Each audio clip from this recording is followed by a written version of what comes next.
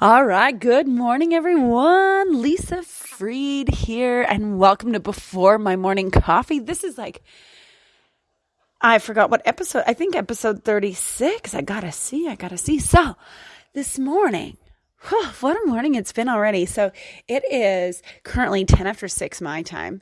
And this is much later than when my podcast typically gets recorded, and I'm just on fire today. My whole morning routine is not at all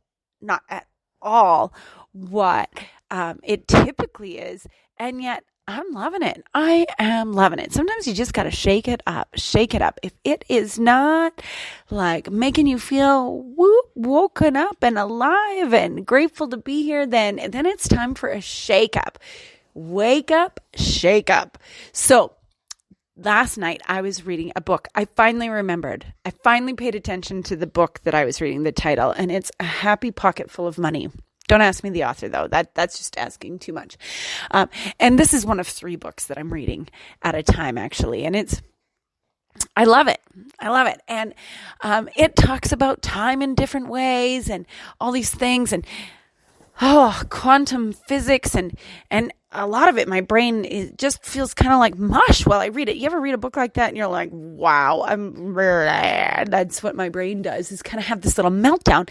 And yet I know that it's grasping certain things.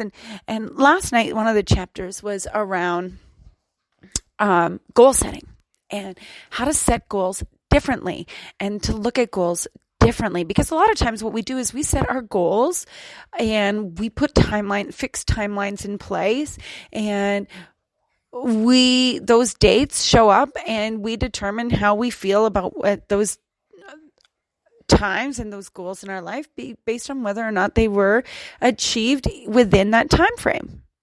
Right? Have you been there?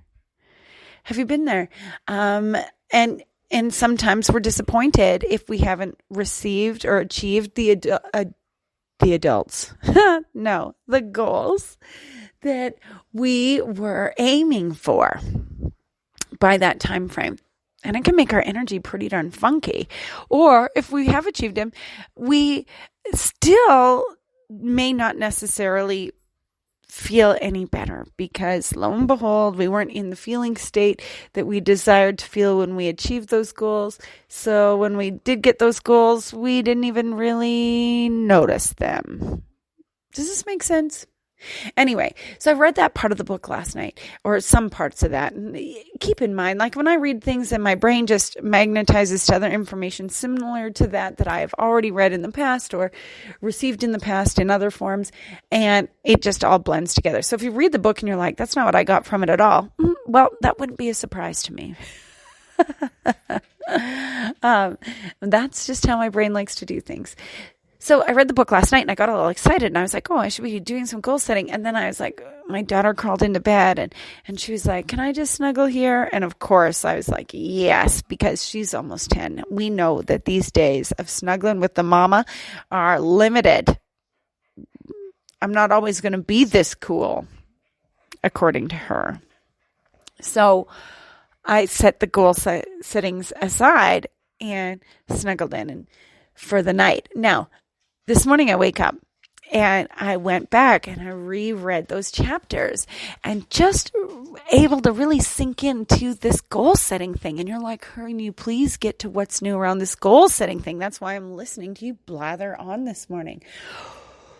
Well, I tell you, I read those chapters. I was so excited. I just spent this morning writing. Now I write for 10 minutes every day. That's my new March commitment. And 10 minutes became 20 and 20 became 30. And I haven't even worked out yet. I am that jazzed about things. So, make sure if you see me online later, ask me if I worked out or check for a sweaty selfie. Now, about the goals. Here's the thing. The book talks about thinking all that you want to be, do, have, create in the next 30 years, and just write them all down, and not even say within the next 30 years. but write them all down, and as specific as you can, in as much detail as possible. Just write and write and write and write and write them down, because you'll find the more goals you have, the more you're going to achieve. If you only have 3 goals, what percentage of the goals are you actually achieving, right? So they were talking about, there are some people that have 5,000 goals. And in the book, they were like, how do you write 5,000 goals? Like, that's got to be a challenge.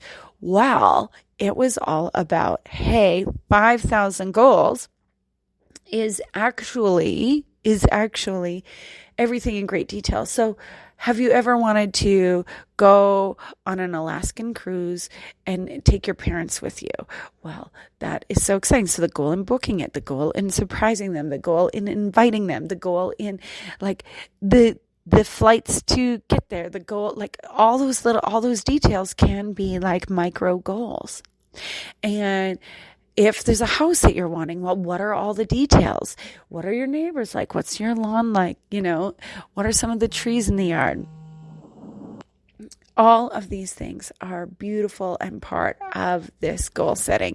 So just for today, not for every day, what if you were to just sink in and try setting goals in this way and writing down all that you wish to desire? Now, a lot of people are like, Lisa, this is not new. This is